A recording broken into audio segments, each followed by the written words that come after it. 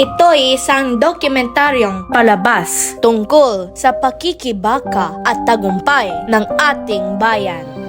Ang Pilipinas ay isang arkipelagong binubuo ng mahigit 7,000 isla ay saksi sa siglong kasaysayan ng kabayanihan. Mula sa dalampasigan ng Mactan hanggang sa modernong Pangasinan. Labanan sa Mactan. Lupain ito ay atin. Walang dayuhan ang aangkin sa pinanghalangan sa mahabang panahon. Laban, mga kapatid! Noong April 27, 1521, naganap ang makasaysayang labanan sa Mactan. Pinangunahan ni Lapu-Lapu ang mga mandirigmang Pilipino laban sa mananakop na si Ferdinand Magellan. Sa labanang ito, napatay si Magellan na siyang simbolo ng pagtanggi ng mga Filipino sa pananakop. Si Lapu-Lapu ang kauna-unahang bayaning Pilipino na naging simbolo ng paglaban sa mga dayuhang mananakop. Ngunit, ito pa lamang ang simula.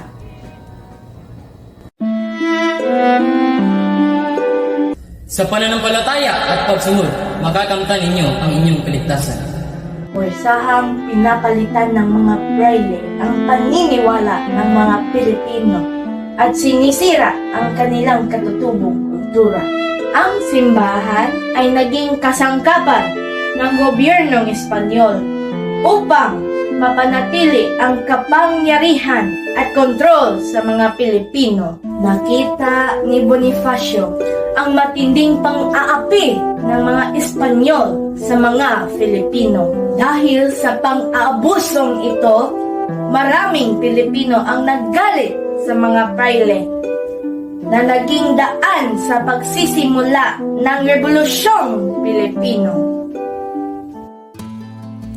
Revolusyon ng Katipunan, 1896. Noong Agosto 1896, pinangunahan ni Andres Bonifacio ang pag-alsa laban sa Espanya. Sobra na ang kanilang kasinungalingan! Panahon na upang bawiin natin ang ating kalayaan!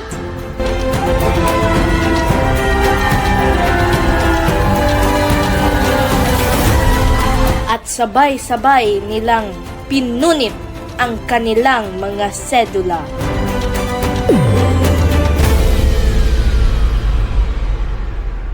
At sa taon ding ito ay binaril sa pamamagitan ng firing squad si Dr. Jose Rizal sa Bagong Bayan, ngayon Luneta Park sa Maynila noong ika-30 ng Disyembre. Bayan kong Pilipinas, lupain ng ginto.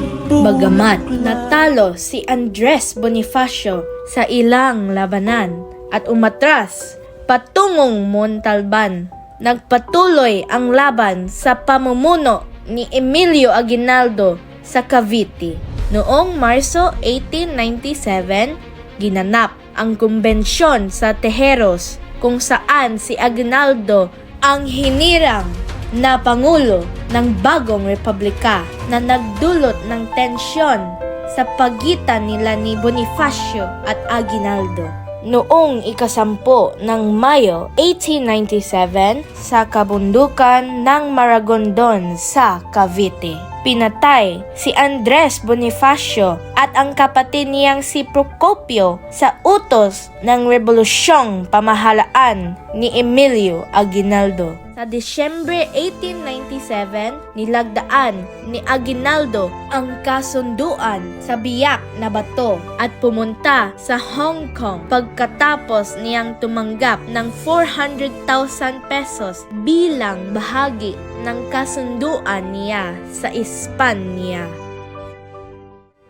Noong Mayo 19, 1898, bumalik si Aguinaldo sa Pilipinas, Hunyo 12, 1898. Ngayon, ipinapahayag natin ang ating kalayaan! Ngunit ang tunay na soberanya ay malayo pa. Mabuhay ang Pilipinas! Mabuhay! Mabuhay ang Pilipinas! Mabuhay ang Pilipinas! Mabuhay ang Pilipinas! Mabuhay ang Pilipinas!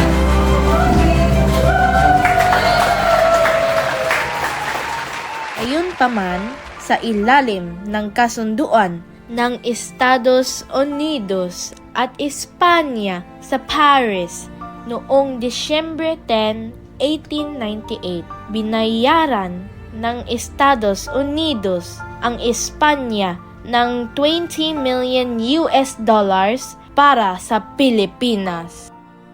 Nag-umpisa ang digmaan sa pagitan ng mga Pilipino at Amerikano noong Pebrero 4, 1899 dahil sa hindi pagkilala ng US sa kalayaan ng Pilipinas.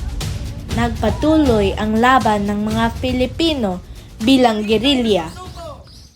Idineklara ang kalayaan, ngunit panibagong mananakop ang dumating.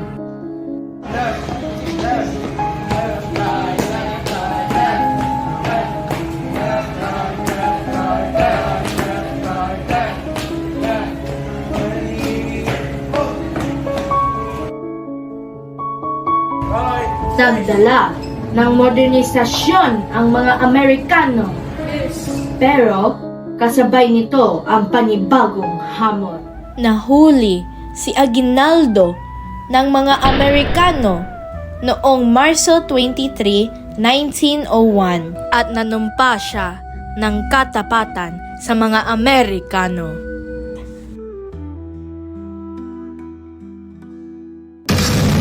World War II at pagbabalik ni MacArthur, sinakop ng mga Hapones ang Pilipinas noong Disyembre 8, 1941. Bumuo ng mga gerilya ang mga Pilipino sa kagubatan.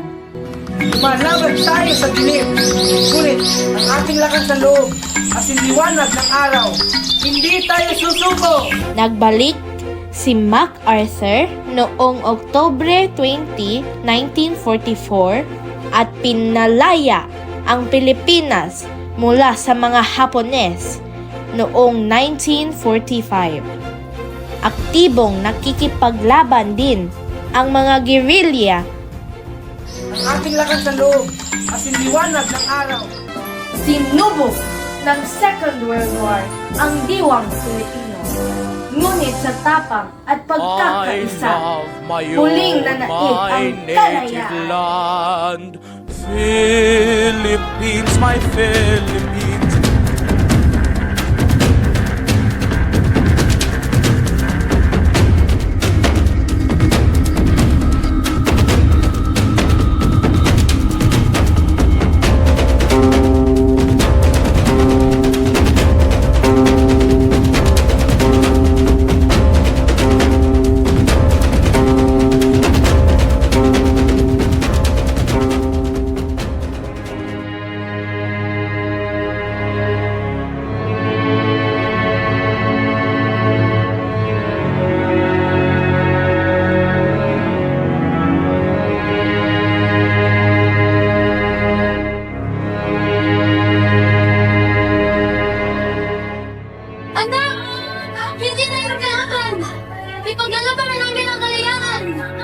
Magpunto sa akin, paano ko babarilin ng aming kanubayan?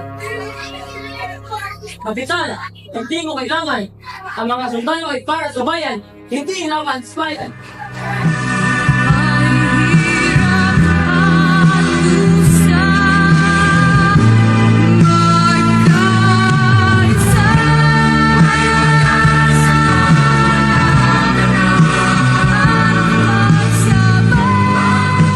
Ang mga sundalo ay sumama sa mga tao na nagtiling magpayapa ang revolusyon na nagpapatunay ang tunay na kapangyarihan sa pagkakaisa. Muling pinatunayan ng mga Filipino na mas makapangyarihan ang bayan kaysa sa anumang rehimen.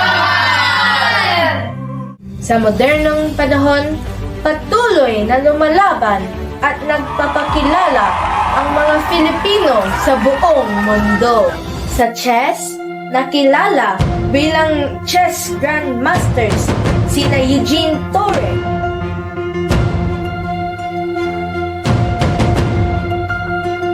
at Wesley Barbosa So.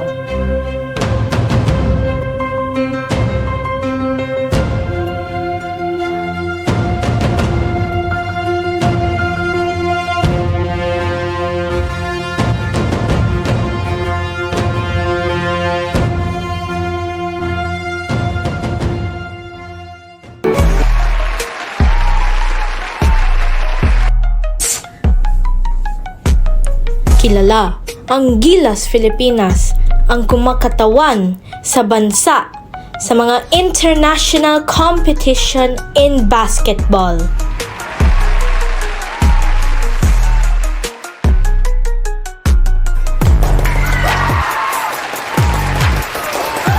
Miss Universe 2018, Catriona Gray. Isa siyang inspirasyon ng ganda, talino, at pusong makabayan. I'm the greatest.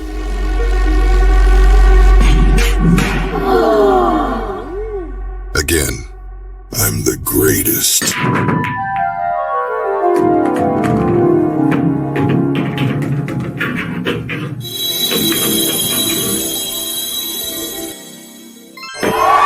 Si Efren Bata Reyes ay kilala bilang The Magician dahil sa kanyang pambihirang galing at diskarte sa bilya. Wagi naman ng gold medal si Tashana Mangin sa World Taekwondo Junior Championship. A weightlifting icon who lifted not just the barbell, but the pride of a nation, Heidelin Diaz.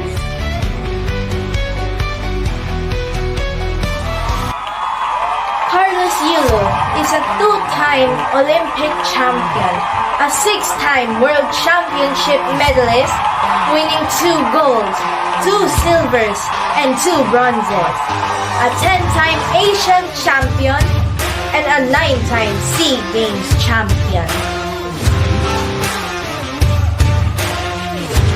Manny Pacquiao, pinatunayan niyang kaya ng isang Pilipino na mangibabaw sa buong mundo sa pamamagitan ng sipag, tiyaga at determinasyon.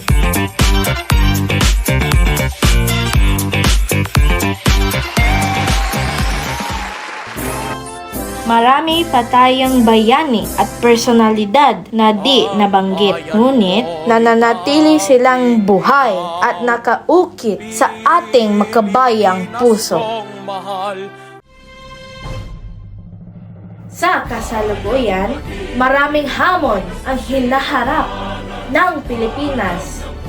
Ngunit, paalala ng ating kasaysayan na tayo ay bayan ng katatagan at pag-asa. Pilipinas, bayan ko!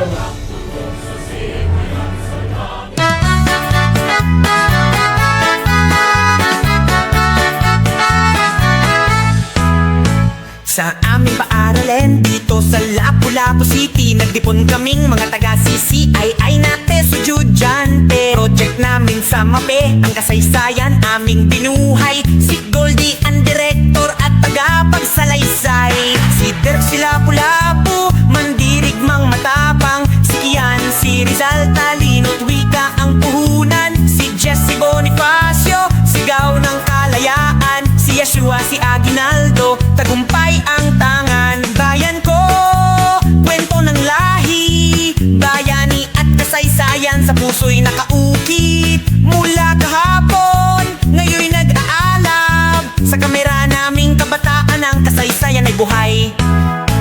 Sa likod ng kamera, lahat ay nagkakaisa. Bawat eksena'y may sigla, saya'y nadarama.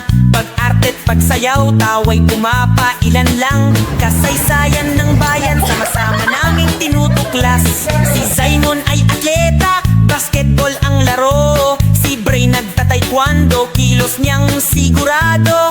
Si Nicole ang lifter, bigat ay tinataglay. Si Joel sa eksena, tagumpay ay sumasalay.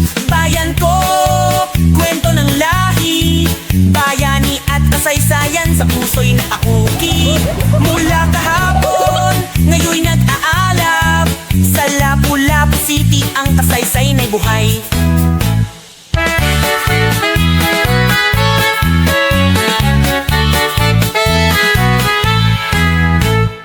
Bayan ko, kwento ng lahi, bayani at kasaysayan sa puso'y nakaukit. Mula kahapon, ngayon'y nag-aalab, sa kamera naming kabataan ang kasaysayan ay buhay.